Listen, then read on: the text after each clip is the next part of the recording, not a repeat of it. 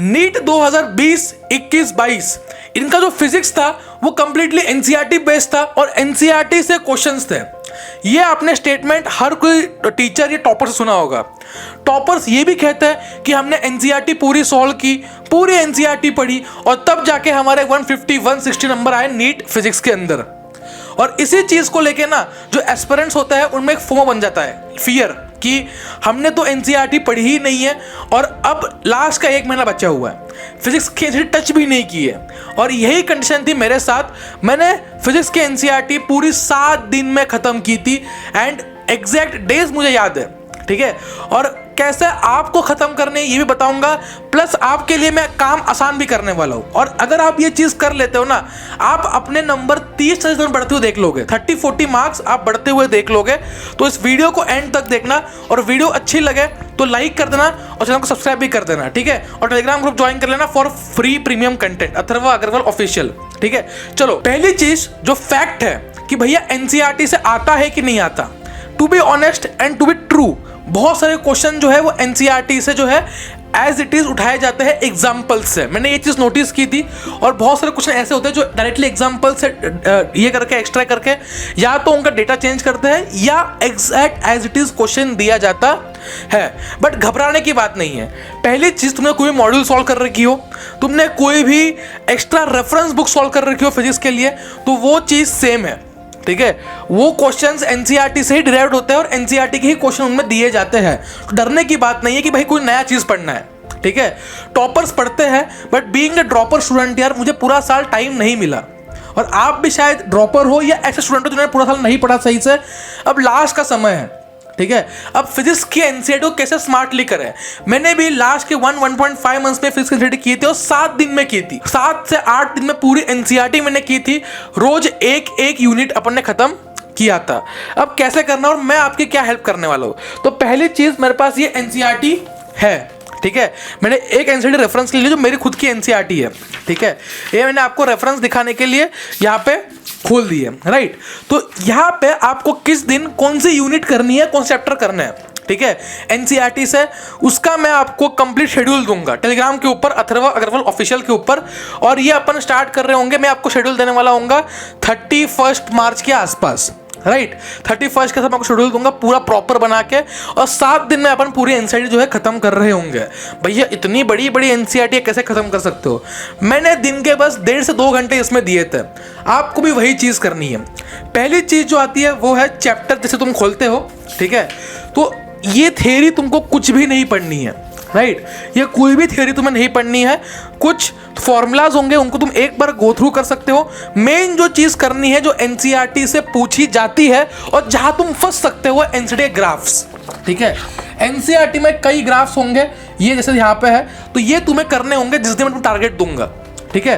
तो ये तुम्हें ग्राफ जो है करने हैं। इसके अलावा बाकी फॉर्मूलाज तुम ऑलरेडी पढ़ चुके हो किसी ना किसी कोचिंग के अंदर या ऑनलाइन लेक्चर के अंदर, उन्हीं फॉर्मूलाज को तुम्हें रिवाइज करना है इसके साथ साथ। अब आती है बात सॉल्व्ड एग्जांपल्स की, ठीक है। अब इनमें से भी सारे सॉल्व्ड एग्जांपल्स इंपॉर्टेंट नहीं है, पहली चीज। दूसरी चीज, कई सॉल्व्ड एग्जांपल कन्वेंशनल नहीं है, मतलब वो बहुत ही आउट ऑफ द बॉक्स से डिफिकल्ट है, तो वो करने की जरूरत नहीं है, टाइम उतना अपने पास है नहीं।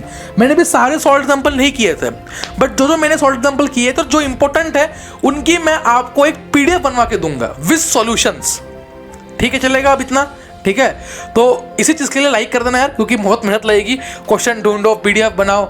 और कब तक मिल जाएगी भैया ये पीडीएफ टेलीग्राम पे अवेलेबल हो जाएगी आपके लगभग 1 या 2-3 तारीख तक, मैक्सिमम बोल रहा हूँ 3 तारीख मैक्सिमम लिमिट, ठीक है। तो 3 तक आपकी एक कंप्लीट सॉल्व्ड एग्जांपल्स की लिस्ट हो जाएगी। जो आपको क्वेश्चन आते हैं, जिनका कंसेप्ट पता है, उन पर टिक कर दो। जो नहीं आते हैं उनको सॉल्व करके देख लो, क्योंकि ये तो रियलिटी है कि एज इट इज एग्जांपल्स उठ के आते हैं, ठीक है। तो मैंने भी यही किया था। पहले तुमने ओवरऑल ग्राफ्स वगैरह देख लिए, तुमने सॉल्व्ड एग्जांपल देख लिया और फॉर्मूलाज देख लिए। फॉर्मूला तुमने बनाए हुए नोट्स हैं, उनसे एक बार रिवाइज कर लो। इसके साथ साथ यहाँ पे लास्ट में एक पॉइंट्स टू पॉन्डर होता है, ठीक है, जिनको आप मिस मत करना। 2-3 अगर लगभग नीट में हर साल 10 से 12 सवाल जो है वो थ्योरेटिकल आते हैं अप्रोक्सीमेटली, ठीक है।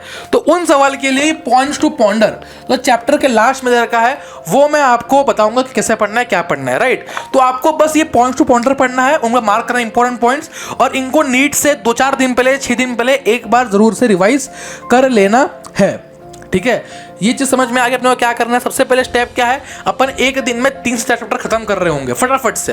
पहली चीज उसके अंदर वो हो रही होगी अपनी कि अपन उसके ग्राफ्स देख लेंगे, चैप्टर में क्या ग्राफ्स है, क्या उनको अंडरस्टैंड करेंगे अपने नॉलेज के हिसाब से, या फिर जितना तक उतना याद भी कर लेंगे यार, अपने को नंबर चाहिए। अब सेकंड एग्जांपल जो इंपॉर्टेंट है वो अपन कर रहे होंगे, उसकी मैं आपको एक लिस्ट प्रोवाइड करवा दूंगा विद सॉल्यूशंस, ताकि आप इनके रेफरेंस चैप्टर वाइज, ताकि आप पढ़ सको कि हाँ भैया ने ये तो एग्जांपल मार्क कर रखा है, ये इंपॉर्टेंट एग्जांपल है भैया, ठीक है। इसके बाद आपको क्या करना है, पॉइंट्स टू पॉइंटर जो है वो आपको एक बार रीड करना है, और हो सकता है समरी भी छोटी सी होती है, ये ब्लू बॉक्स होता है, ये ब्लू बॉक्स से समरी आपको करनी है। इसके अलावा एक्सरसाइज क्वेश्चन जो है वो कहीं ना कहीं तुम्हारे सिमिलर या मैच कर रहे होते हैं एग्जाम्पल से, तो तुम एक्सरसाइज क्वेश्चन स्किप कर सकते हो, क्योंकि एक्सरसाइज क्वेश्चन बहुत सारे होते हैं और बहुत सारे एग्जाम्पल क्वेश्चन थ्योरेटिकल होते हैं। तो ये खुद मेरी एनसीईआरटी, तुम जैसे तो बिल्कुल मार्क नहीं है एग्जाम्पल वाले क्वेश्चन, ठीक है। और मैंने 165 नीट में स्कोर कर रखा है, और 180 120 मेरे बहुत सारे मॉक टेस्ट में आ रहे थे फुल सिलेबस में, ठीक है। कुछ स्लिम शेक हो गई, 165 आ गए, बट ये जो मैं कंटेंट बता रहा हूँ this sufficient to get a अच्छा रैंक, या जो भी तुम कह रहे हो, ठीक है। अगर तुम्हारा स्कोर बहुत ही कम है तो तुम इसको इग्नोर भी कर सकते हो, बट हाँ अगर तुम ठीक ठाक 100 नंबर के आसपास स्कोर कर रहे हो, तुम्हें चाहिए 140 150 तुम्हारा आ जाए, तो इसको इग्नोर मत करना, ठीक है। यही मैं कहना चाहूंगा। तो ये हम लोग हर एक चैप्टर का कर रहे होंगे, और बीच बीच में ब्लैक बोल्ड में कुछ लाइंस आ रही होंगी, अगर मन कर रहा है कि पढ़ना है, उनको टाइम है तो पढ़ लो, इसके अलावा कोई ज़रूरत नहीं है। बस अपने को ग्राफ्स देखते हुए चलना है कि कौन सा ग्राफ इंपॉर्टेंट लग रहा है, कौन सा ग्राफ इंपॉर्टेंट नहीं लग रहा। अब देखो मैंने यहाँ पे एग्जांपल सॉल्व कर रखे, तो ऐसे तुम्हें एग्जांपल जो है वो सॉल्व करना है। जो जो इंपॉर्टेंट एग्जाम मुझे लग रहे थे ना कि ये कंसेप्चुअली अच्छे एग्जाम्पल्स है और ये नीट लेवल के है, वो मैंने सॉल्व किया, क्योंकि एनसीईआरटी कॉमन होती है सबके लिए, चाहे वो जेईई एडवांस हो, जेईई मेंस हो, चाहे वो नीट हो, और अपने लेवल के कुछ ही क्वेश्चन इसके अंदर है जो अपने को करने बहुत जरूरी है विद ग्राफ। देखो यहाँ पे ग्राफ मैंने मार्क कर रखा है, तो ये अपन कर रहे होंगे for each and every chapter. मैं तुम्हें प्रोवाइड करवा रहा हूँ कि कहाँ से क्या चीज़ें करना है एग्जाम्पल्स में, और तुम्हें क्या करना है, तुम्हें बस 3 फॉर्मूला समझना है, ग्राफ, सॉल्व एग्जाम्पल और पॉइंट्स टू पॉइंटर। समझ में आ गया, कंफ्यूजन क्लियर। डरना नहीं है कि भाई ये टॉपर या ये बंदा से नीट क्रैक किया, उसने एनसीईआरटी करके गया था, जरूरत नहीं है फिजिक्स एनसीईआरटी, क्योंकि तुमने लेक्चर देख ही रहे हो, शायद वन शॉट देख रहे हो, या तुम्हारे पास कोई अपने नोट्स है, वो सफिशिएंट है। वही चीज़ एनसीईआरटी के अंदर थोड़ा सा एलिब्रेटेड फॉर्म में है, और कुछ थ्योरेटिकल पॉइंट्स जिनको आपने को ध्यान रखना है, उनके मैं आपको बता रहा हूँ, पॉइंट्स टू पॉन्डर है, और जो एग्जांपल्स इंपॉर्टेंट वाले एनसीईआरटी के हैं उनको तो मैं आपको दे ही रहा हूँ, ठीक है। टेलीग्राम ज्वाइन कर लेना, अथर्वा अग्रवाल ऑफिशियल। तो शॉर्ट सी वीडियो थी, अपडेट वीडियो थी, और क्या करना है बता दिया मैंने इसके अंदर। होप करता हूँ कि वीडियो आपको पसंद आई हो।